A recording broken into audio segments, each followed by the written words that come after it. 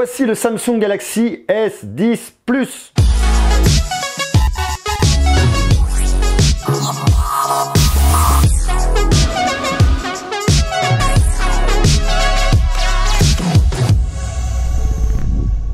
Laissez-moi vous parler aujourd'hui de Samsung. Comme vous le savez, début d'année prochaine, il y a les nouveaux Samsung, nouveaux modèles haut de gamme de Samsung qui vont sortir.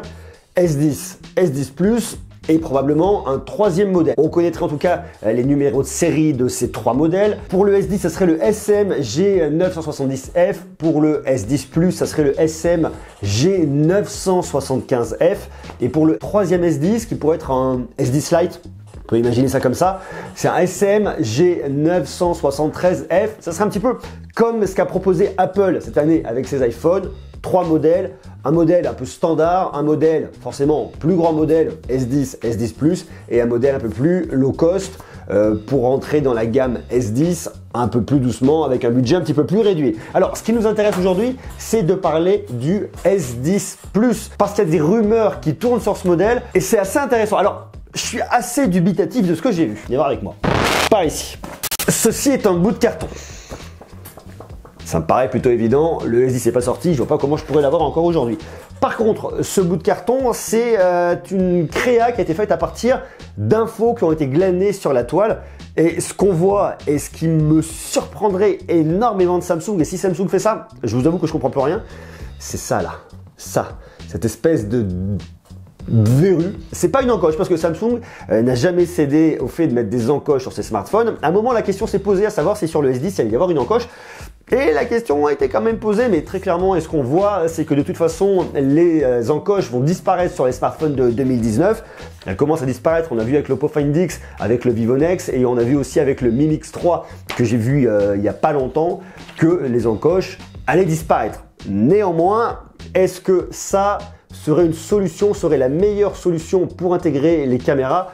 Je ne pense pas. Je ne sais pas si le tiroir coulissant comme sur l'Oppo Find X ou comme sur le Xiaomi Mi Mix 3 reste la vraie bonne solution, mais je suis persuadé que ça, c'est tout sauf la bonne solution parce que c'est une espèce de grosse verrue. Lorsque Samsung a parlé de son smartphone avec un écran pliable, ils ont montré un peu les différentes encoches qu'il pourrait y avoir. On pourrait aussi avoir un petit trou au milieu pour laisser juste passer une caméra, mais là très clairement, on voit que cette année, il risque d'y avoir 2 caméras à l'avant, 3 caméras à l'arrière sur le modèle le plus haut de gamme. Pourquoi? Parce qu'ils ont présenté leur nouveau SoC, l'Exynos 9820 qui succède à l'Exynos 9810 et qui celui-ci pourrait avoir jusqu'à 5 caméras sur le même smartphone. Donc il paraît très logique que sur le modèle le plus haut de gamme en tout cas de 2019, on ait 3 caméras à l'arrière comme ce qu'on peut retrouver actuellement chez Huawei ou comme on peut retrouver sur le Galaxy A7, triple module photo à l'arrière et double module photo à l'avant. Alors qu'est-ce qu'on pourrait retrouver sur ces modules photo? Parce que ça c'est assez intéressant. On trouverait derrière un premier module photo, ça serait a priori un 12 mégapixels avec ouverture variable. F 1.5, F 2.4.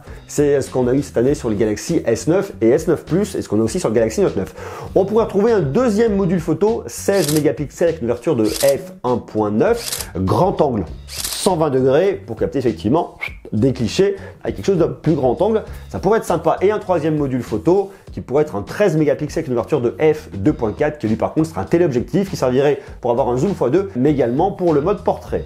Alors du coup à l'avant on retrouverait 2 modules photo. Un module photo un peu standard pour faire des photos un peu classiques et un deuxième module photo grand angle histoire d'aller shooter plus de monde en mode selfie. Ça, c'est ce qu'on devrait retrouver du côté de la photo et ça, justement, c'est permis grâce au SoC gravé en 8 nanomètres, l'Exynos 9820. Alors, à titre d'info, ce SoC, qui lui, par contre, a vraiment été présenté de façon officielle, intègre une Mali G76 au niveau du GPU, mais également un NPU pour l'intelligence artificielle. Donc, on aura quelque chose qui sera plus performant, ça sera un petit peu un équivalent de ce qu'a présenté iSilicon avec son Kirin 980. Et grâce à ce SoC, on pourrait même filmer jusqu'en 4K à 150 images par seconde. Alors, qu'est-ce qu'on voit aussi sur ce nouveau modèle de Samsung? On verrait un écran de 6,4 pouces, forcément un écran Infinity, Super AMOLED avec une résolution Quad HD 2280 par 1080 pixels. Autre point très intéressant lorsqu'on regarde les rendus 3D qui ont été faits, c'est qu'on voit qu'à l'arrière, il n'y a plus du tout de capteur d'empreinte digitale. Il n'y en aurait pas non plus sur la tranche. A priori, Samsung succomberait comme a fait Huawei, comme a fait OnePlus, comme feront beaucoup d'autres, capteur d'empreinte digitale intégré à l'écran directement pour déverrouiller votre smartphone avec votre doigt en façade. La question maintenant qui reste en suspens, c'est si toutefois on nous fait un petit module photo comme ça, qui est très vilain, mais si en tout cas on a un petit module photo, il gardera a priori Face Unlock, mais est-ce qu'on aura un Face Unlock 3D équivalent de Face ID? Ça pourrait paraître logique, seulement si on a ça là, je ne pense pas qu'il y a assez de place dans la mesure où on intègre un double module photo. C'est très intéressant parce que, vous voyez, des rendus 3D comme ça permettent effectivement de soulever beaucoup de questions et d'essayer de comprendre un peu là où va aller Samsung, ce que va proposer Samsung, les nouvelles techno, parce qu'il y a une vraie question qui se pose et c'est ça qui est vraiment hyper intéressant, c'est que Samsung n'a jamais succombé à l'encoche, mais comment est-ce qu'ils vont intégrer leur module photo, sachant qu'on va toujours sur des plus grands écrans. On voit que beaucoup à la concurrence ont fait le choix de mettre des tiroirs, ça pourrait être une solution pour 2019. Mais Samsung a toujours resté dans sa droite ligne. Alors la question c'est comment est-ce qu'ils vont faire pour intégrer, en tout cas Samsung, si vous faites ça, j'aurais franchement du mal à comprendre.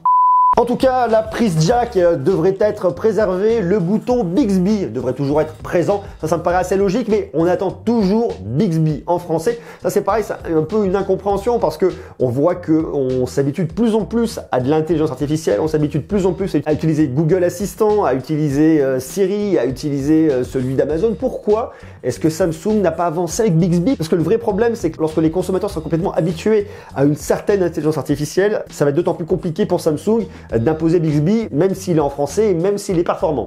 C'est un smartphone qui tournerait sur Android 9 Pie, ça paraît assez logique.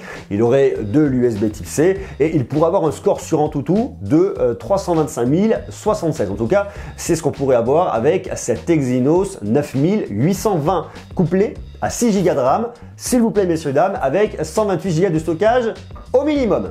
Cette info nous vient du site indien 91 Mobile. Je ne sais pas ce que vous pensez, vous, de ça, de cette espèce de truc, si vous trouvez ça bien. Si Samsung faisait ça, est-ce que vous seriez prêt à y aller? Moi, je serais vraiment dubitatif et j'aurais vraiment du mal à comprendre la stratégie de Samsung s'ils me sortaient un truc aussi horrible comme ça. En tout cas, pour l'instant, c'est la dernière info en date sortie sur les rumeurs de ce Galaxy S10 Plus.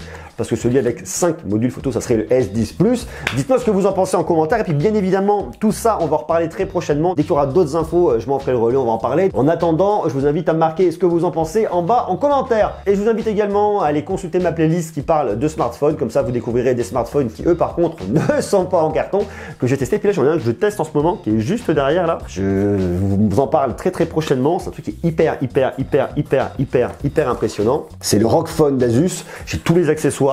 J'ai le smartphone, je suis dessus depuis quelques jours. C'est hallucinant. Restez avec moi, on va reparler d'ici quelques jours. En attendant, je vous invite à vous porter bien.